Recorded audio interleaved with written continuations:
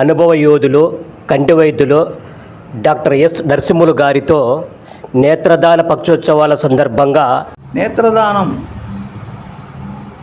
మరణించిన తర్వాత వ్యక్తిని మరి కాల్చివేయడమో పూడ్చివేయడమో జరుగుతుంది. కానీ అందులో విలువైనటువంటి కళ్ళు ఉపయోగపడతాయి. అంటే కొంత చూపు లేని నిర్భాగ్యులకు ఇద్దరికి చూపు వచ్చే అవకాశం ఉంది. మరి దీనికి చేయాల్సింది ఏమిటి, సమాజానికి తెలియజేయాల్సింది ఏమిటంటే ముఖ్యంగా ఈ నేత్రదానాన్ని గురించి ప్రజలకు అవగాహన కావాలి. కేవలము అంటే పూడ్చివేయడమో కాల్చివేయడమో కాకుండా కళ్ళు దానం చేస్తే ఇద్దరికి చూపు వచ్చి వాళ్ళు మళ్ళీ ఆ కళ్ళ ద్వారా వాళ్ళు బతికినట్లుగా మనం వాళ్ళ కళ్ళను చూడవచ్చు. దీనికి కుటుంబ సభ్యులు సహకారం అవసరము.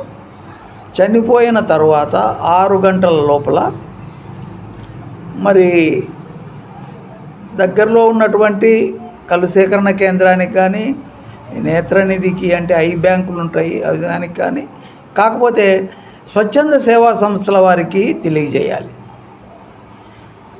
తర్వాత తెలియజేసిన తర్వాత వాళ్ళు కొన్ని జాగ్రత్తలు తీసుకోవాలి. ఇంట్లో ఫ్యాన్ ఆఫ్ చేయాలి. ఫ్యాన్ ఉంటే కళ్ళు ఇది పొడిబారుతాయి. ఇంట్లో ఏసీ ఉంటే ఆన్ చేయొచ్చు. తర్వాత తల కింద దిండు పెట్టాలి. కంటికి తడిగుడ్డ పెట్టచ్చు, ఆరిపోకుండా చేయొచ్చు. 6 గంటల లోపల వాళ్ళు సమాచారం అందుకొని ఇంటి దగ్గరికే వచ్చి సేకరిస్తారు. కళ్ళని ఇంటి దగ్గరికే వచ్చి సేకరిస్తారు. తర్వాత ముందు కాలంలో కంటి గుడ్డును మొత్తం తీసేవాళ్ళు. ఇప్పుడు కేవలము ఆ నల్లగుడ్డు పైన ఉన్న పొరను మాత్రమే సేకరిస్తారు. దీనికి ఎక్కువ సమయం కూడా పట్టదు, 15 నిమిషాల్లో మొత్తం పూర్తి అవుతుంది. తర్వాత అది సేకరించిన కళ్ళని మరి కంటి బ్యాంకులకు పంపించి దాంట్ని ముఖ్యంగా ఈ చాలా అపోహ ఉంది. కంటిని తీసి కన్ను పెడతారంటే కొన్ని అంధత్వాలకే ఇది పరిమితం అవుతుంది. కార్నియా అంధత్వం అంటాము. అంటే ఏమంటే మన వాచ్ గ్లాసు పైన ఉన్నట్టుగానే నల్లగుడ్డు మీద తెల్లగా పొర ఉంటుంది, కార్నియా అంటారు. అది పొర పోయిందంటే ఏమైందంటే పారదర్శకతను కోల్పోయినప్పుడు ముఖ్యంగా చిన్నపిల్లల్లో ఈ అంధత్వం ఉంటుంది, కార్నియా అంధత్వం. వాళ్ళు ఈ కంటిదానం కోసం ఎదురు చూస్తుంటారు. వాళ్లకు ఉచితంగానే అమర్చడం జరుగుతుంది.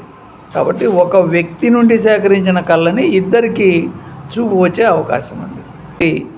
మరి ఈ పక్షోత్సవాల సందర్భంగానే కాకుండా నిరంతరంగా ఈ ప్రక్రియను చేపట్టాల్సిన అవసరం ఉంది. మరి చివరిగా ఈ నేత్రదానం అనేది ఒక కుటుంబ సంప్రదాయంగా మారాలి. కుటుంబ సంప్రదాయం అంటే చనిపోయిన తర్వాత మరి ప్రతి కుటుంబంలో వ్యక్తులందరికీ కూడా మరి దానం చేయాలనేది ఒక సంప్రదాయంగా మారాలనేది అది పరాకాష్ట. ఈ నేత్రదానంలో పరాకాష్ట. ఆ దశకు మన దేశం చేరుకోవాలని మరి ముఖ్యంగా ఈ కార్నియా అంధత్వంలో బాధపడే వారికి వెలుగు కావాలని నేను కంటి డాక్టర్గా కోరుకుంటున్నాను.